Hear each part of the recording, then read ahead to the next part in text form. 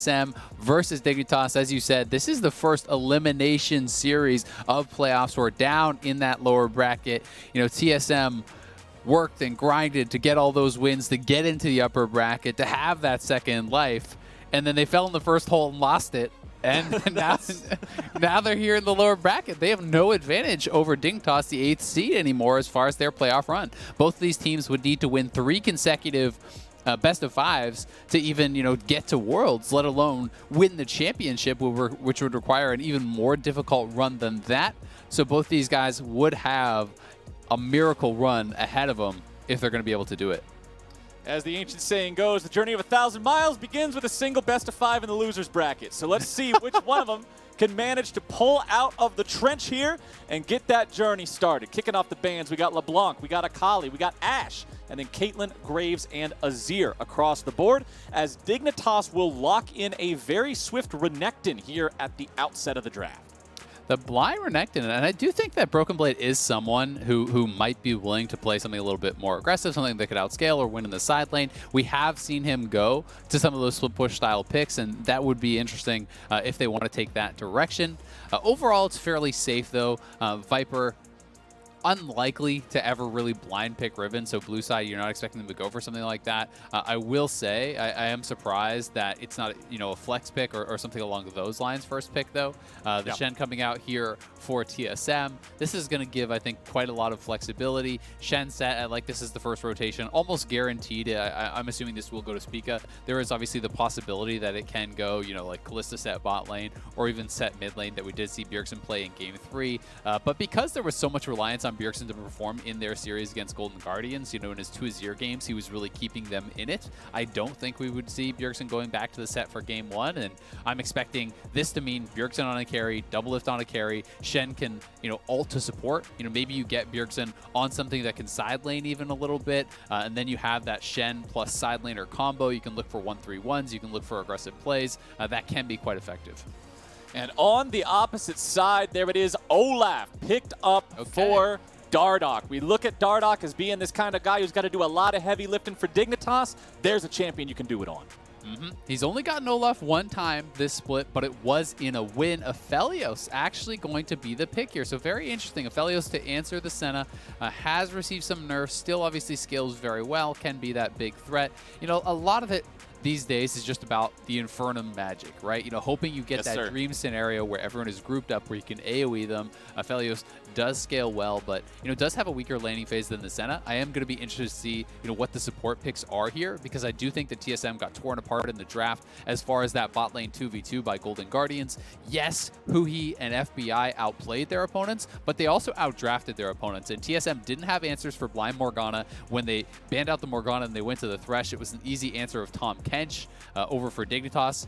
With the Tahm Kench ban, I'm almost wondering if they just want to go back to Thresh again, which would kind of mean you have to ban out Morgana here too. And I do think that's concerning for TSM if you're trying to force the Thresh or a pick like that so hard that you have got to spend multiple bans to get it. And we'll see if that is the direction that they are going to go.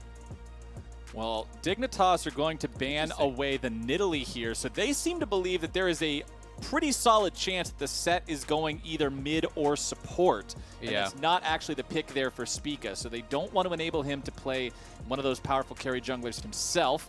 Zilean also banned out by Dig, pretty much a Bjergsen trademark here, one of the only players that we see put a decent amount of games on that champion, and Zoe will be our final ban. I'm a little bit surprised by those 2 bans, to be honest with you, because I just think it's a pretty low chance that you're going to have a tank mid as well as, a tank top and only like a 1 damage threat with the Aphelios. That just seems a little bit strange with the Nidalee ban, but obviously they are very concerned about that Nidalee. And just the pick and ban trends and talking to some of the players, clearly Nidalee is having so much more success in scrims, and I think that is really having a big impact on how people are kind of rating this champion. Because from watching it played on stage, from watching it played in the actual LCS games, when someone locks in Nidalee, I'm like, oh, you lost.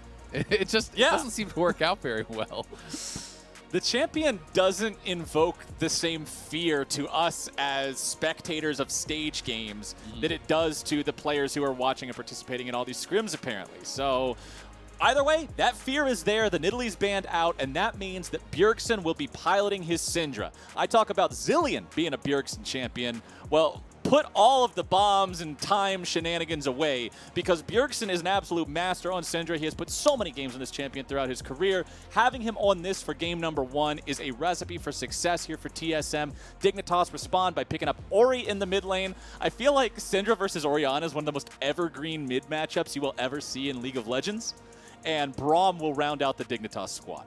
But you've got to take a big step back and realize that TSM just blind picked Bjergsen's mid laner to give Treats the last pick here, right? That, I think, is pretty important to note after they did actually struggle so heavily in the 2v2s against Golden Guardians. They're giving priority to that bot lane. They are going with the Karma, and we'll see if he wants to go Comet and really kind of index towards the laning phase, or if it will be something a little bit more defensive. You know, we can see people even go Guardian or Aerie, of course. So I'm going to be interested to see how they do perform. I do think that, you know, Karma is something that people were kind of asking for when the Morgana was being blinded. People were like, where's the Karma? Where's the Lux even? And for me, you know, thinking about even some of the more extreme counters, things like, you know, Zyra can be very effective down there. I don't think that, you know, Karma is like a hard counter to Braum, but you do have double range here. You have the Enchanter who can allow you to get the push. You can queue the backline, try to keep Senna and Braum locked under their turret, and try to, at the very least, have a pushing lane down there. Anytime you are pushing, your jungler then has to play around your lane somewhat, give you vision, because you're exposing yourself to ganks. But because the meta is so much about going for Dragon Soul, if you do have a winning 2v2, if you do secure that push and have a decently strong jungler, you can then oftentimes just get the first couple dragons pretty comfortably. So I do think that's what I'm expecting to see here from TSM. You have Shen on the top side, who's going to be looking to survive against the Renekton, who's going to have that Stand United available to get down towards that bottom side. You have Syndra, who can have priority early on against this Ori, and, you know, power spikes pretty early on with that ultimate, and you also should have a pushing bottom 2v2. So TSM needs to stack those dragons and try to have some impressive laning phases. And I like the fact that they're also putting Spica on a meatball. I don't want to see Spica on a Nidalee. I don't care how many scrims it's stomping or whatever. This is TSM's greenest player. He's not the person that they should be relying on to carry them in playoffs. I thought that the comp that they drafted in their third game against Golden Guardians was ridiculous because it implied that. And I really like seeing him in a more supportive role for this team with Bjergsen on the Syndra, with Doublelift on an Aphelios, with support priority as last pick on red side in the bottom lane. This is what you wanted to see out of the draft for TSM. But I don't just want this to be the TSM show here in the draft, because looking over at Dignitas, I like what they did putting Dardoch on this powerful jungler that can carry. I don't want to see Dardoch on a single Cinder Hulk jungler this entire series if Dignitas wants to win it. I don't think it works if they do. We need to see Dardoch on something that can chat up and carry. He's there right now. They put Viper on a champion that is meant to win lane to help facilitate Dardoch playing aggressive early. I like what I'm seeing from both teams. Yep, I think it makes a lot of sense. You also have Phoenix on the Orianna. Anytime you have a shielding, you know, speeding champion, things like the Yuumi, the Orianna, the Karma paired alongside the Olaf, it can kind of extend the Olaf's life in the game, so to speak. You know, he's not just going to fall off a cliff after the mid game. Orianna can help to really add value going forward into the game. As you said, you have Renekton, so that should be an advantageous matchup against the Shen. You do have a really powerful early game jungler here with the Olaf, so they can look to get aggressive on the top side. They can look to try to trade potentially dragons on the bottom side, for Rift Heralds and gold on the top side, for counter jungling on the top side. So we'll be excited to see how Dardoch can perform. And I do think that, you know, Dignitas is always a team that you have to watch out for, because yes, they have some bad games, but when Phoenix and Dardoch are on, these guys are some of the hottest players who can really just destroy a game. They can also cost you games, but you cannot underestimate a team like that, because if they get hot, if they catch fire, if they can take over a series. Aframu and Johnson have been very consistent, I think, over in the bot lane for Dignitas. So if others are going to step up around them, they have a legitimate shot in this series, and I'm going to be excited to see how they perform here in game number 1. All right, as we're waiting for everybody to wait for their minions to arrive and sort of get into the laning phase here, got a question for you, Isaac. So as I was preparing for this series, I was looking through some stats here for the two teams, trying to find out some winning avenues for Dignitas, because a lot of people will rightfully assume that the deck is stacked against them here in playoffs. They're coming in as the 8th place team. They've got an uphill battle ahead of them. And I was trying to find some stats of like, oh, they should play around that. And when I was looking through these stats, everything's red. Red is bad. And There's one exception, though. There's one exception to the stats for Dignitas coming up red, and it is first blood percentage. Dignitas does get first blood more often than they don't. They get it 53% of the time, so it's not a sweeping stat. but this is still an advantage for Dignitas. And that's one thing that I think really is shown by the fact that we're always wanting Dardoch to be the carry for this team. I want to see Dardoch get a first blood. I want to see Dardoch get messy around the Scuttle Crabs in the jungle, or make an early invade happen, or make one of these early ganks, especially with powerful early laners with CC to set them up. I think that Dignitas has to play early aggressive and try to keep those first bloods coming. I agree, and I do think one caveat I'll give as far as some of the negative stats for Dignitas is that they had some really bad games that can kind of skew the stats pretty heavily.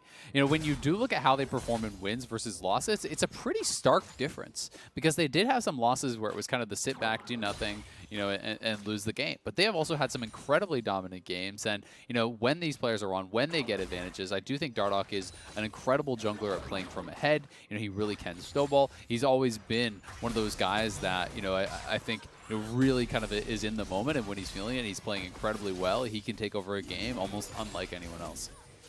Taking stock of everything here while we're still waiting for any sort of action to show up, junglers are still clearing through their jungle right now.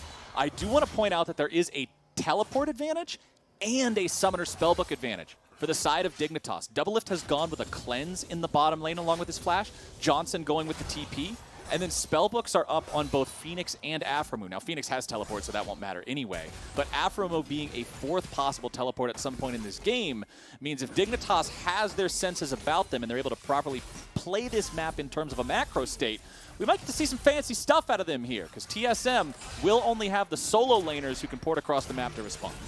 Yep, definitely possible. The cleanse is a little bit surprising, I would say, from Doublelift, but I do think it's because he's expecting to push nonstop, and he knows, one Senna route with an Olaf walking down the lane would mean you're dead if you don't play that cleanse. So because he's going to play aggressively, because he's also expecting to have the push, he feels okay not taking the teleport. If you can shove in the wave and reset when it's at their tower, you often don't really lose much on the recall. So that is kind of what they are dependent upon. But if you're going to play cleanse, if you're not going to play TP and you start losing the lane, if things start going bad, it can be pretty tragic. This is not a lane that I think they're expecting to absolutely destroy. He is starting Cull, but this is a lane that they can farm and push, and we do see that Dardoch is sneaking around behind here, and Broken Blade just taunted forward.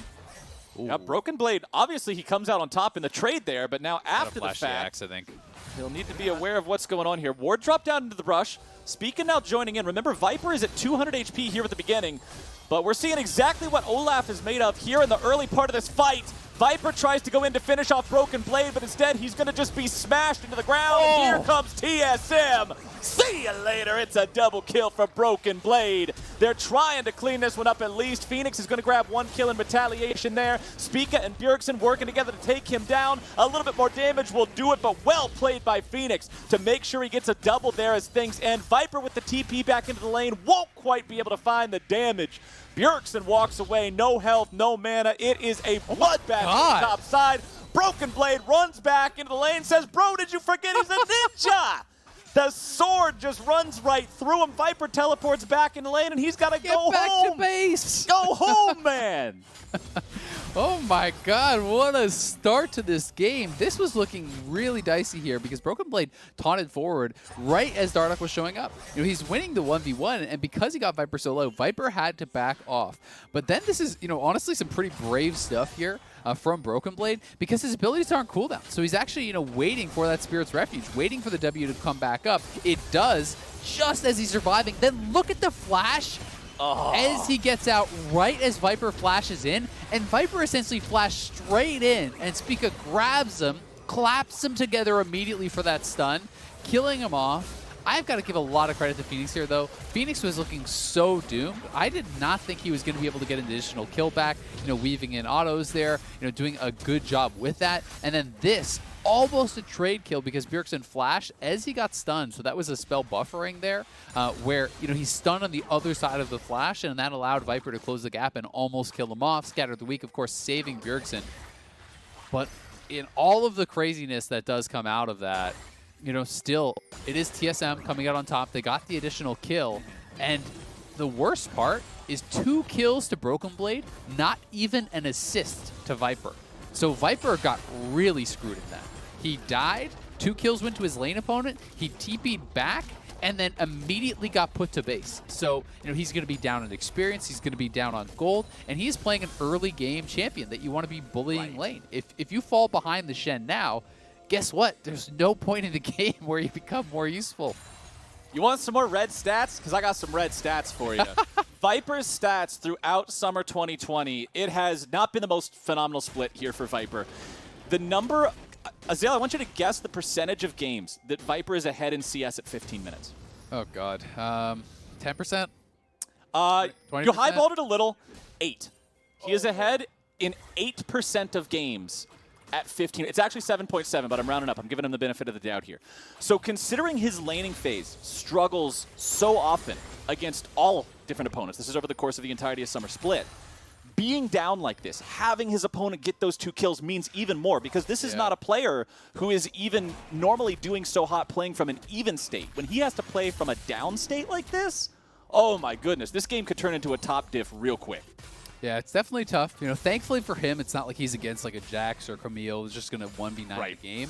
Shen being strong does matter. And I will say that Shen is one of the tanks that, because you can build somewhat aggressively, go for an early Titanic, you can get more, I think, out of your early gold lead than sometimes a champion like an Orin will.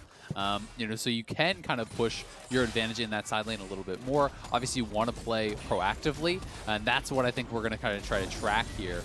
We saw with EG yesterday when they actually played their Shen LeBlanc game, albeit that's maybe a better delivery system than what TSM has. Every time Huni had the Stand United, he was going in. And that's the kind of thing you want to see. Because when you're playing Shen, your goal is actually to tax the global resources, essentially, of your opponent, right? You TP, they TP. Guess what? Next time you stand united, TP is not up, and now you have a global advantage, right? And you're continually trying to push your opponent back, tax them of those resources, so you can set up opportunities where they have nothing to match, and they either get aggressive and die, or you get an objective for free, such as the Dragon. This sounds like literal world champion knowledge to me, because I remember talking to you about World of Warcraft PvP back in the day, like 3 years ago when I first came out here. And you told me that it was all about just making sure that you make them use something more valuable than you used. Yeah. And eventually you get to the point where you hit them with something really valuable, and they're like, well, crap, I've got nothing left, and you win. Exactly. I mean, and the same thing kind of applies here to League of Legends, honestly, right? If you can trade an Ignite for a Flash, guess what? You trade it up. But the other thing about that is that you have to then capitalize on those windows, right? If you gank and you force a Flash, great. If you never re-gank and nothing happens from the Flash, then what use was it? You pretty much didn't accomplish anything. So that is why I like seeing Shens be proactive and not just use the Stand United defensively, because if you're just using it defensively, you're allowing your opponents to dictate the pace of the game, and you're allowing them to decide when and where you fight. TSM now responding to the river here, making sure Dignitas are not able to take this Rift Herald. It is crab control for Dig in this top side of the river. Dignitas actually up in gold 2 compared to TSM, despite that early kill advantage TSM got for themselves. A TP's coming in now from Dignitas.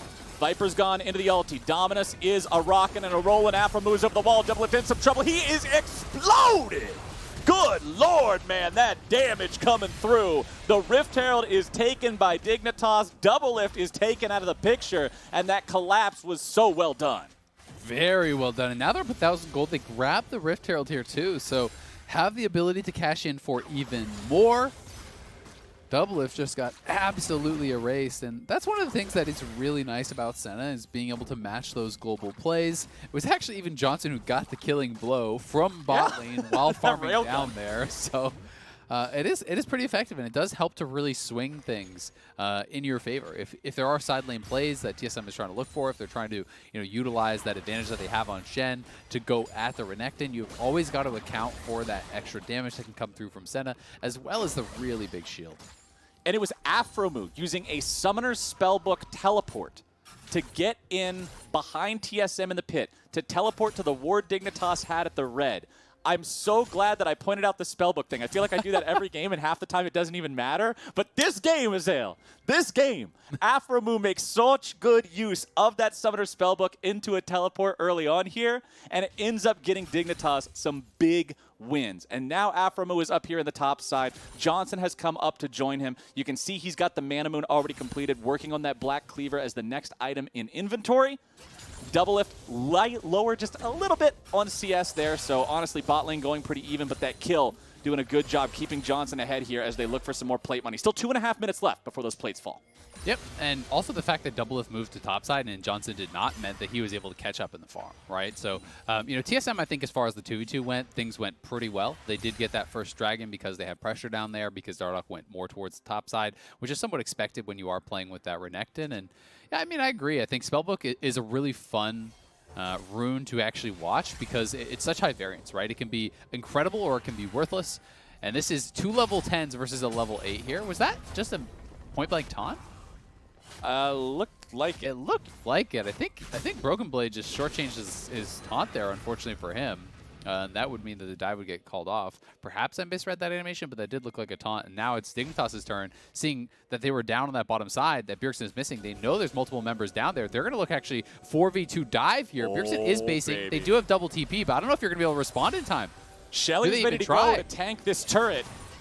Dive coming through. TP's going to show up. Can Dignitas actually go for this? Dardoch is underneath the turret, but now he's going to be... Oh, no, Dignitas.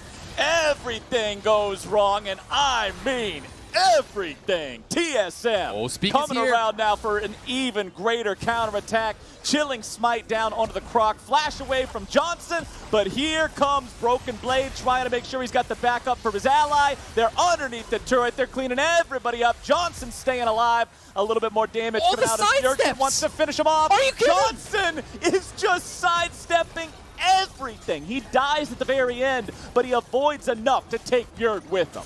Damn, that was clean from Johnson, though. He does go down, but what was that, 3 straight Qs? He sidestepped from Bjergsen? It was a lot. That was nuts. Dignitas, though, hard committed to that dive, and TSM go for the double TP.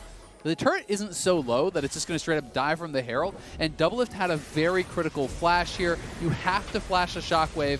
The Braum ultimate comes through. It was not perfectly layered with the Shockwave, so Doublelift flashes back, gets behind the turret, does end up surviving, and Dignitas was expending their resources on him, even sidestepping the ultimate there from Johnson to be able to survive. And then Spica getting aggressive here. Watch the Stand United cooldown up now. As he is mid-air, it comes up. So that allows them to go in here. In pops that Shen. Johnson here now with the fancy feet. Sidesteps 1, sidesteps 2, sidesteps 3, that was a I W. believe. Yeah, I think the last one was a W. Didn't hit either, and then gets killed by that Scatter of the Week. So nicely played by Johnson, showing why this guy's getting a lot of recognition. Some of these young marksman players in NA are being pretty hyped up, and rightfully so. Tactical, Johnson, FBI, this new era of marksman players here trying to prove that they are better than Doublelift, that they have can beat Doublelift. FBI beat him up yesterday, and now it's Johnson's turn to see if he can take down the guy who has been the king of the marksman in North America for so many years.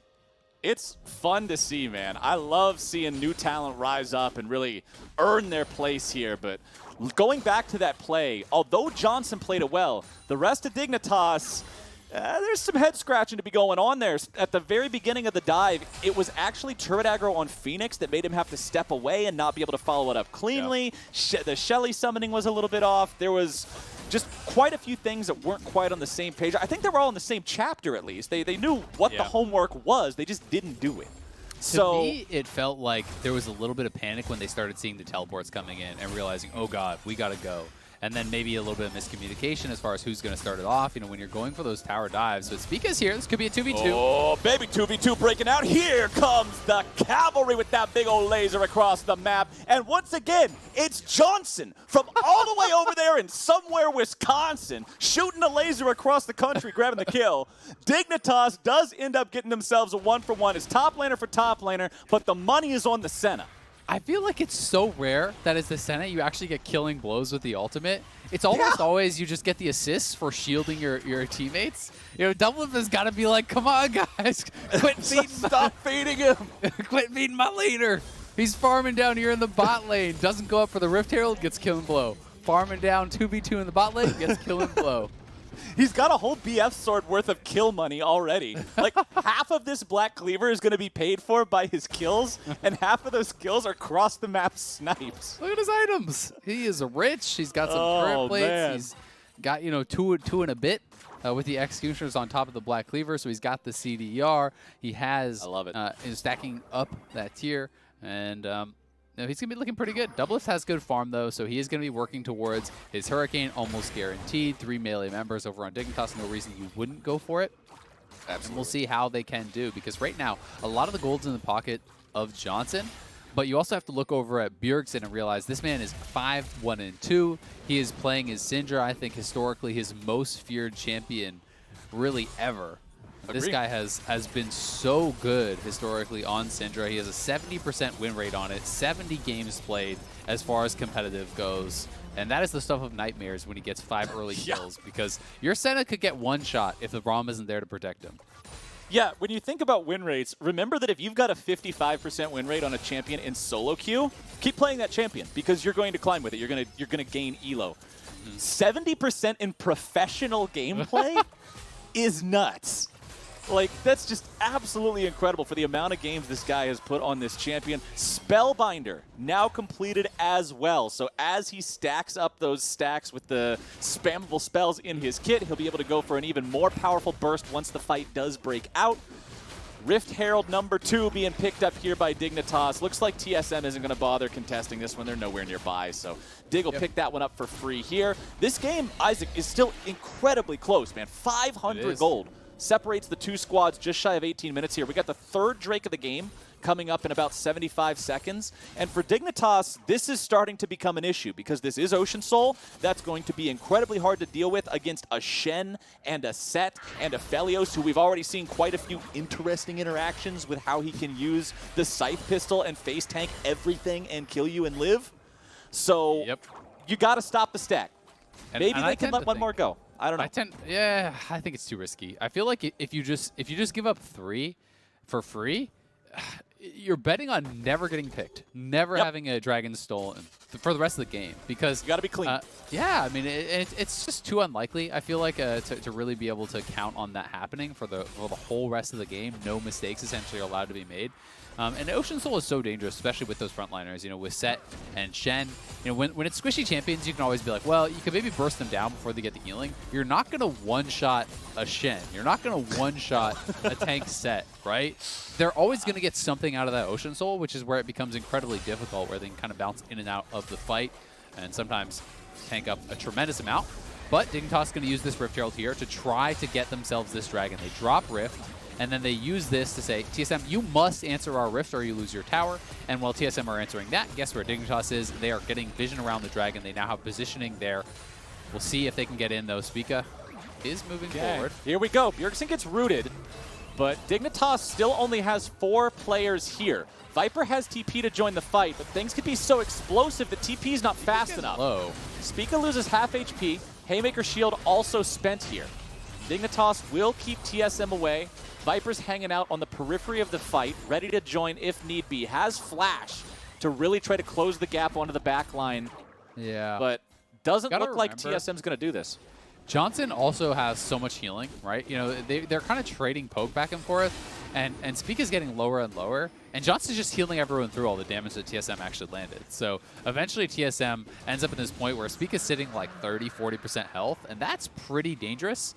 Spica, if he gets spotted here, could actually just die. He's already 2 levels down, so he's going to have to Hex Flash out of there. But Dardoch is very far ahead of Spica, and things going a little bit rough for TSM there. They need to be able to find a pretty good hard engage. These long extended trades back and forth are dangerous, but now they're TPing for a play on the top side. Oh, they are going for this real bad now, as we're going to see the laser come in. Oh, but the damage! Now you see him, now you don't, Flowers. You're a wizard, Bjergsen. I blinked and his health bar was gone. That is Spellbinder Syndra. She pressed the big red button, and the lizard just became an endangered species. Yeah, the lizard is not building health. That's a Bork rush right there for you. So Renekton goes pop. They get the tower as well. They do lose a tower for it on that bottom side, but Bjergsen getting even more fed. It's also worth noting that, he's playing Phase Rush. He gets a flat movement speed on the Spellbinder, more movement speed when he actually pops the active as well, plus the Karma Shields for movement speed.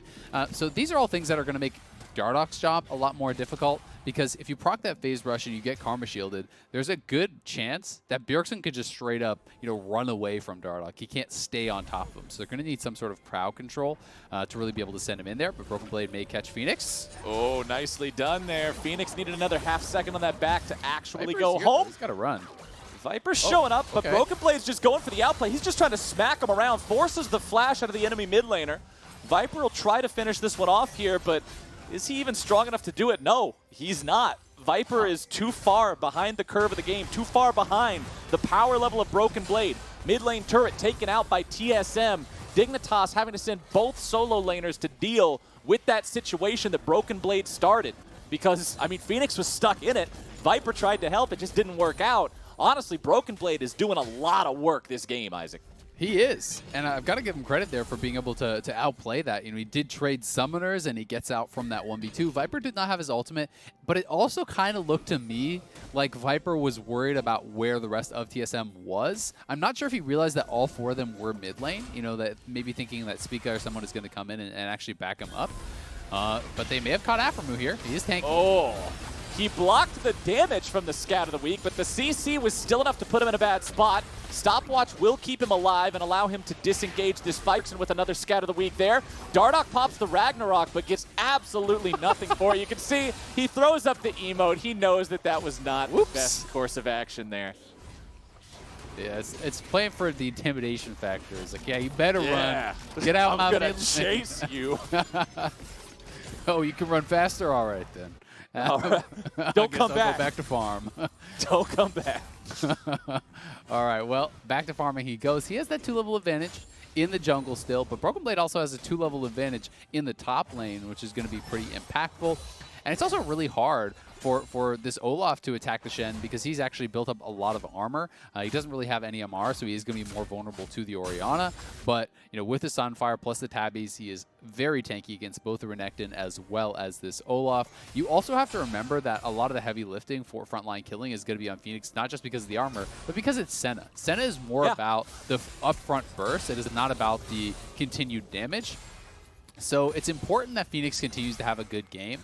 And is able to really put out the high amounts of DPS that Orianna can later on to be able to deal with those tanks. Triple black cleavers on the side of Dignitas means that at least when these meatballs go in, very shredded. They will be shredded. They will lose 30% of their armor shredded instantaneously. As soon as you go in, your armor is 70%. There's no way around that. But I don't know about the triple, though. It's not really helping each other out that much. Yeah, that's a fair point. That is indeed a very fair point here, as the next Drake will be spawning in under a minute. And TSM would like to put themselves at that soul point, make it so Dignitas has to answer every Drake thereafter. But right now it is Dignitas with control over the bottom side of the river. Viper goes in after Broken Blade. Dominus is used here. Dignitas are investing into this kill on the TSM top laner, and those investments pay dividends. Viper gets the kill, but TSM says, you want a Drake? Take it. We're going after the real prize here. It's a 4-man Baron attempt coming out from TSM.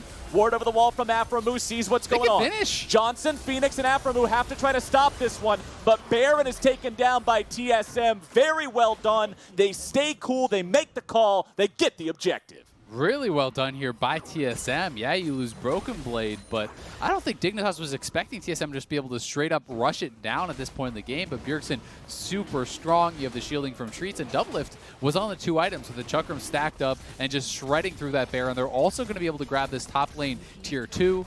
With that, Doublelift is going to have a huge injection of gold. I mean, he's even sitting on a bounty because of the amount of farm he has, which always feels pretty bad when you're 0-1 you have a bounty. Yes, like but still, he is going to be quickly approaching late game, and I'm excited to see, how much gold he has on this base, because generally speaking, when you hit IE plus the PD and the Hurricane, you are well and truly online. That DPS becomes very, very terrifying, and then you can no longer just worry about Bjergsen. You're going to have to show some respect to this Aphelios, so we'll see what Dignitas can get done, because Broken Blade is going to continue having pressure in these side lanes, and if Dignitas cannot compete with him in the side lane, then it's going to be tough, because anytime you try to engage on the 4-man squad, Stand United will be there.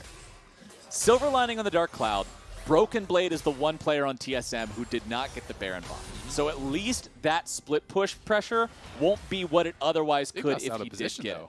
But TSM are pushing onto the tier 2 in bottom lane. Dig is not there to stop anything just yet. You can see everybody's hanging out, but they're pretty much just in the bleachers watching the enemy team just rush down the field. So I don't know what they're going to accomplish hanging out here. You know they're not going to engage on that. They don't have a ward in a good spot for Viper to try to TP and flank them. Yeah, I think their hope was that TSM went past the tier 2 and tried to actually go over towards the inhibitor tower, and then maybe if they got that far, then Viper can come from base and you can wrap it around behind and try to find some sort of a good flank. So maybe that was what they were looking for. They're saying, okay, we can't actually defend the tier 2 anyway, so let's try to set up a play for if TSM were to overextend. You can see Doublelift did complete those 3 items. Johnson's still very strong, though. He does have the rapid fire for the extra long range here, maybe trying to get some autos in on Bjergsen or Doublelift, as the rest of his team will be diving, and he wants to be able to follow up. But so much of what it's going to come down to, I feel, is can you land the Shockwave? Can Phoenix get that ball onto Viper or Dardoch, have them lock down Bjergsen or Doublelift, and actually deliver that critical ultimate? Because if they can still delete one of those carries. And when you are playing these, protect the carry style comps with only 2 threats, if one dies, that can mean the end of the fight. So TSM still have to play it very well, and we'll see if Dignitas can make it happen. I mean, hey, at the beginning of the game, you said it, right? When Phoenix and Dardoch are on, these guys are on. But they have to really do a lot of lifting right now to be able to win this game for their squad. You saw how much damage Bjergsen just did to Dardoch there in the bottom lane. Took him down to about 1/4 HP. Dardoch not using the ulti to get away from that one, recognizing no, he's not going to get 100 to 0 no matter how strong Bjergsen is. But Dignitas will continue trying to hold these lines. If they can manage to at least keep the base intact, not lose any tier 3 turrets, I think they'll be able to call that one a win. TSM completely disengaging for now. Baron is no longer available, and Dignitas survives the storm. They do, but the gold lead has extended quite a bit for TSM. They knocked down a number of turrets. It's definitely going to be death cap for Bjergsen, 100%. We'll see what other items do start coming through for them, because they, I think, are really going to want to start fighting these next dragon fights here. It's been 2 oceans in a row for Dignitas. TSM did get those first 2 dragons, but hasn't been able to continue stacking towards that soul. Obviously, the last one was a Baron for a dragon trade, essentially, so that's more than worth it. But we'll see exactly how strong they are. Doublelift going towards what would be a death stance here with the Aegis.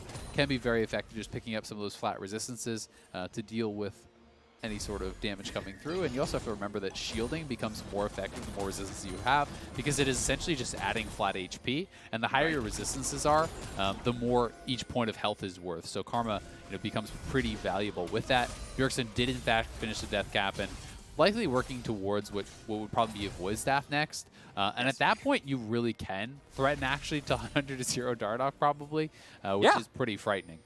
And when you look at the MR itemization on everybody on the side of Dignitas, it's really not much.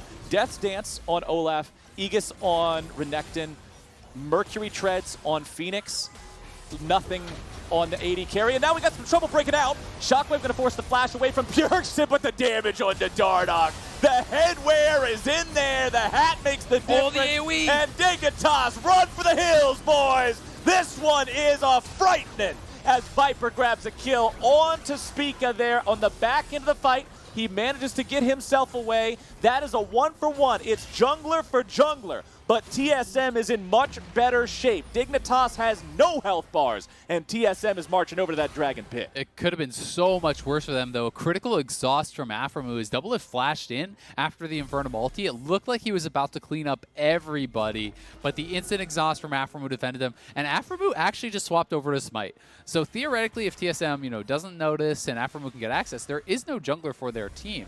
We'll see if they do want to wait for it, but they are starting this up. Remember, Aphromoo has Smite, TSM does not, because neither jungler is here, but he doesn't have Flash. That's a normal Drake against Aphelios with 3.5 items. I think it might as well be this cool paper mache lizard that you made in art class. It's just going to disintegrate as soon as he walks next to it. No way for Dig to get in there in time. TSM bring themselves to Soul Point, and Dig will have no choice but to contest 5 minutes from now. But, man, Dignitas realizing the damage that Bjergsen has. Hey, there you go. Isaac, the Void Staff is online. Any of the magic resistance they might have had, which, the hills, as I was saying, is very little. It's about +30 on everybody except Johnson, except his is +0. You're not. It's a scary world live. out here, man. You're not that's gonna live. a lot of AP. He has 3, heavy AP items here, plus this Spellbound on the boots and the Void Staff. He's going to be monstrously strong. Double lift closing in on that 4th item. Dignitas is still strong, but again, it's hard for them to actually find these proper fights because you need to have a shockwave on the TSM backline.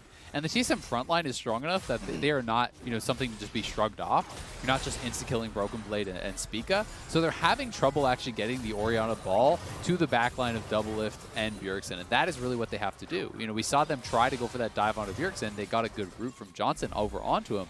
But, he gets shielded up by treats. He had the flash, so he was able to survive that one. If they can catch him again, maybe you can kill him this time because he doesn't have the flash. But barring that, it's just like Johnson can't do the same things to the TSM frontline that Doublelift and Bjergsen can do to Dignitas' frontliners. That flash is down for another 2.5 minutes. That is 2.5 minutes that Dignitas has to try to punish. This Baron is up right now. Baron will go down super fast. You can see that health bar disappearing in front of your eyes right about now. TP coming in. Dignitas knows they got to go for this. Baron is already down to 4K. Viper may go in over the wall. The Baron will be slain. Spica responsible for that one. And Dignitas has to go for something. They cannot let TSM get it for free. They need to pursue something here. But TSM is getting away. And they make the call again. These Barons from TSM are winning this game for them. Yeah, and you just can't chase into Syndra. I mean, if you funnel forward 3, 4, 5 members into a Scatter of the Week, your whole team will die off of that. They will turn and fight you. So TSM, make a good call, and they know their limits here pretty well as far as how quickly they can burn down the Baron. It looks like a risky call, but if Dignitas is mispositioned whatsoever because of the enormous amount of damage that TSM has, the Baron just evaporates, right? It's not even as though Dardoch has been able to get there in time in either situation to even have an attempt at that smite steal. And let's go back to what you were talking about with flash cooldowns and punishing Bjergsen.